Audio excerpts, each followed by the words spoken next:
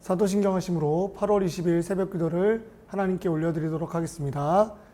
전능하사 천지를 만드신 하나님 아버지를 내가 믿사오며 그 외아들 우리 주 예수 그리스도를 믿사오니 이는 성령으로 잉태하사 동정녀 마리아에게 나시고 본디오 빌라도에게 고난을 받으사 십자가에 못 박혀 죽으시고 장사한 지 사흘 만에 죽은 자 가운데서 다시 살아나시며 하늘에 오르사 전능하신 하나님 우편에 앉아 계시다가 저리로서 산자와 죽은 자를 심판하러 오시리라. 성령을 믿사오며 거룩한 공회와 성도가 서로 교통하는 것과 죄를 사하여 주시는 것과 몸이 다시 사는 것과 영원히 사는 것을 믿사옵나이다. 아멘. 네, 이 시간 찬송가 290장 함께 찬양하시겠습니다.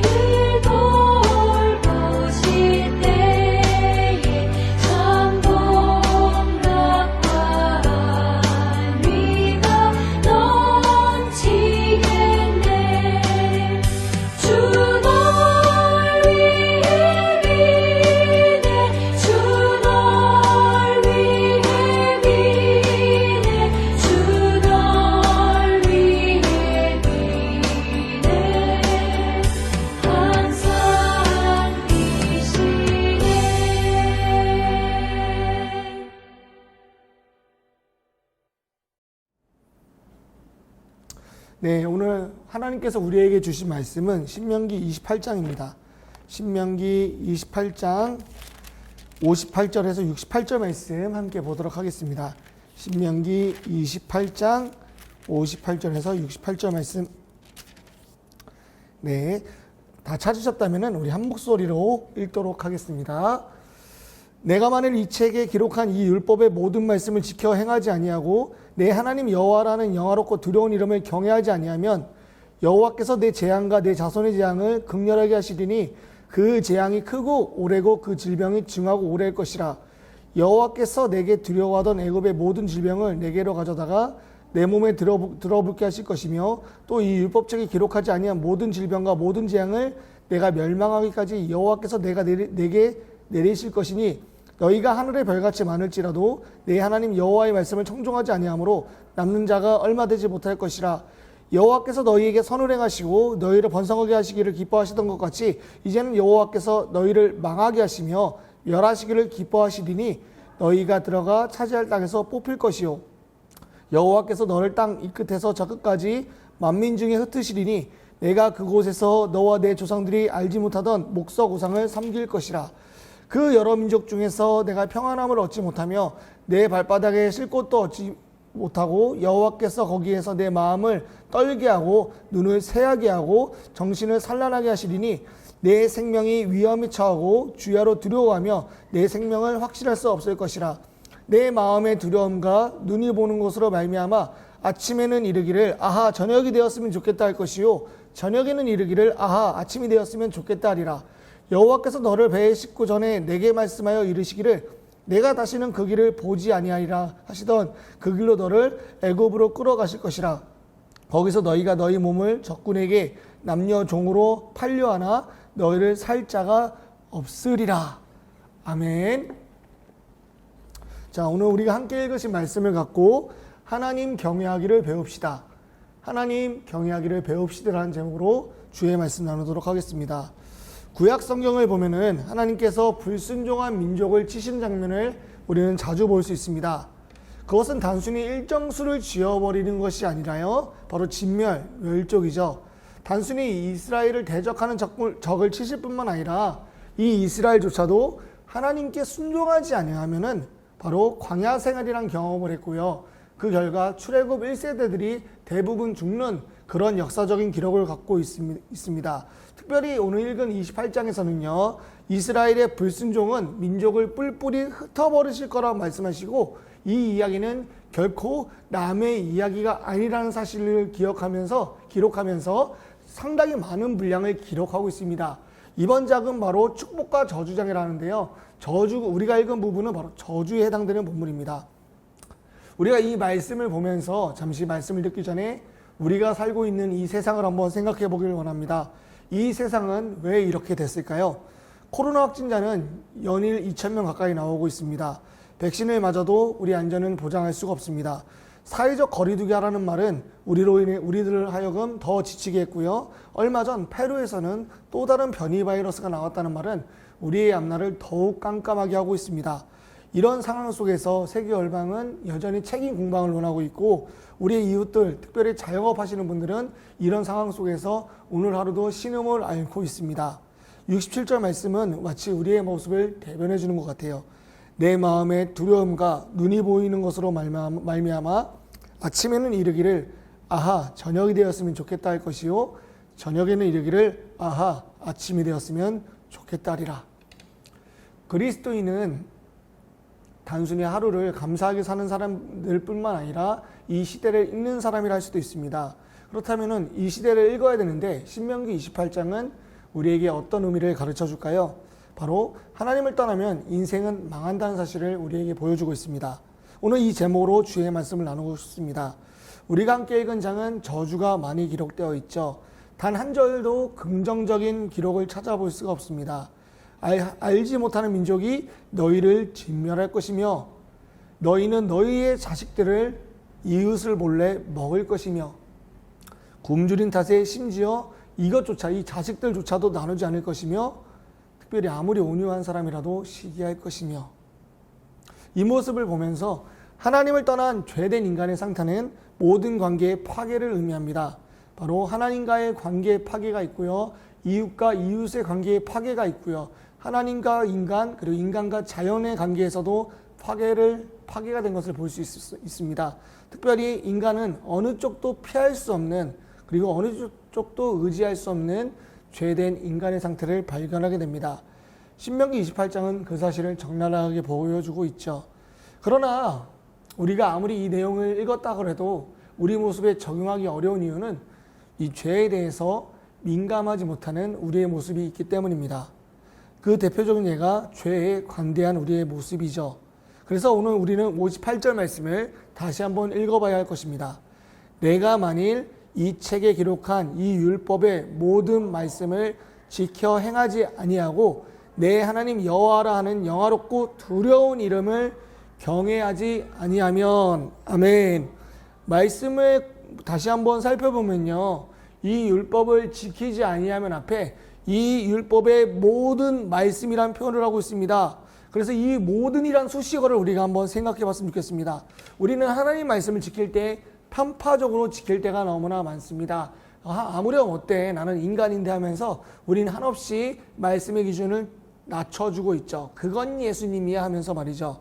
그래서 우리는 이 죄에 대해서 관대하고 이 죄에 대해서 너무나 쉽게 넘어가는 모습을 볼 수 있는데요. 그로 인해서 죄는 결코 멀리 있는 것이 아닙니다.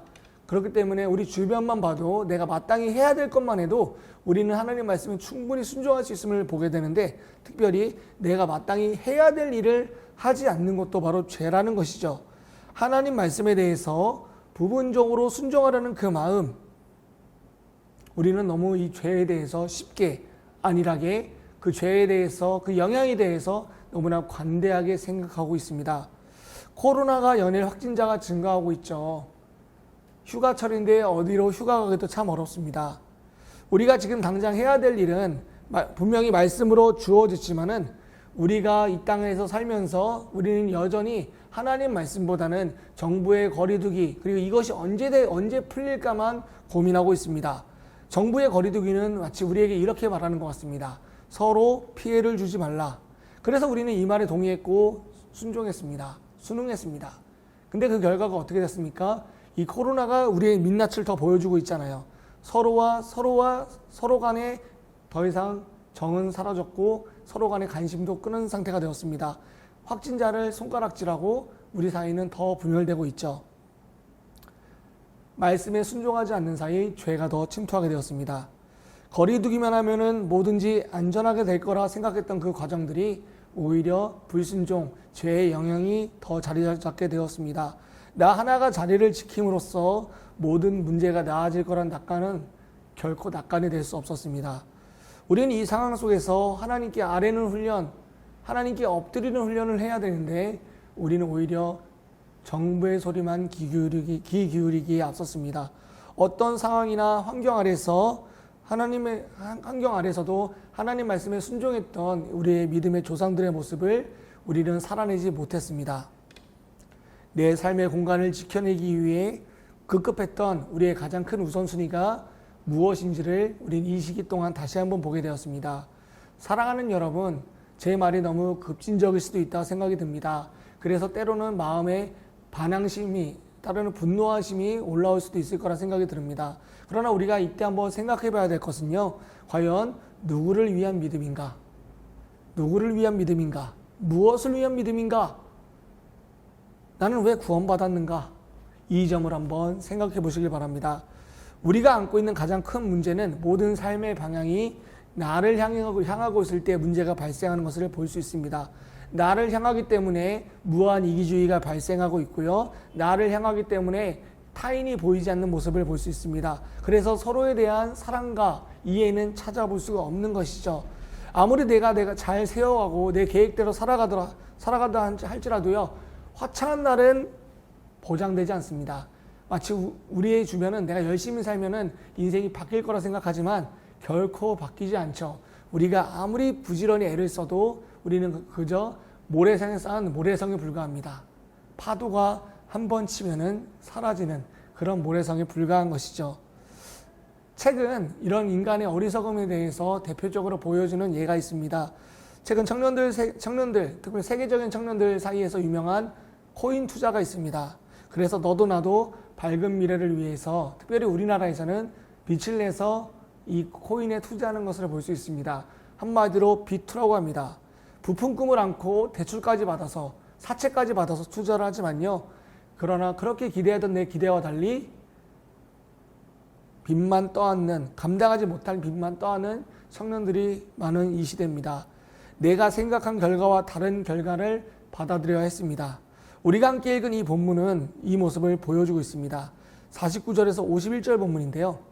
같이 한번 말씀을 찾아서 읽어보도록 하겠습니다. 곧 여호와께서 멀리 땅 끝에서 한 민족을 독수리가 날아오는 것 같이 너를 치러 오게 하시리니 이는 내가 그 언어를 알지 못하는 민족이요 그 용모가 흉악한 민족이라. 노인을 보살피지 아니하며 유아를 불쌍히 여기지 아니하며 내 가축의 새끼와 토지의 소산을 먹어 마침내 너를 멸망시키며 또 곡식이나 포도주나 기름이나 소의 새끼나 양의 새끼를 너를 위하여 남기지 아니하고 마침내 너를 멸절시키리라. 아멘. 이스라엘은 하나님을 떠나서 부푼 기대를 꿀 수도 있었지만은 이렇게 하나님을 떠났을 때 너희의 기대와 달리 알지 못하는 민족, 너희의 생각과 다른 결과를 맞이할 거라 예상을 하고 있습니다. 인간의 안다는 결코 예상할 수 없습니다. 하나님은 떠난 우리를 향해서 우상은 여전히 우리를 현혹시키지만은 그러나 이 우상은 결코 우리에게 약속한 것을 주지 않습니다. 그러므로 지금 우리가 해야 될 것은 무엇일까요? 이 저주의 장을 읽으면서 우리가 해야 될 것은 바로 하나님을 떠난 우리의 모습이 있다면 그 모습을 빨리 돌이켜서 하나님 앞에 엎드리는 것입니다. 그리고 우리는 엎드려서 이렇게 해야 될 것입니다. 58절 말씀입니다. 내가 만일 이 책에 기록한 이 율법의 모든 말씀을 지켜 행하지 아니하고 내 하나님 여호와라는 영화롭고 두려운 이름을 경외하지 아니하면, 우리 삶에서 하나님에 대한 존재를 두려워하는 복이 있길 원합니다.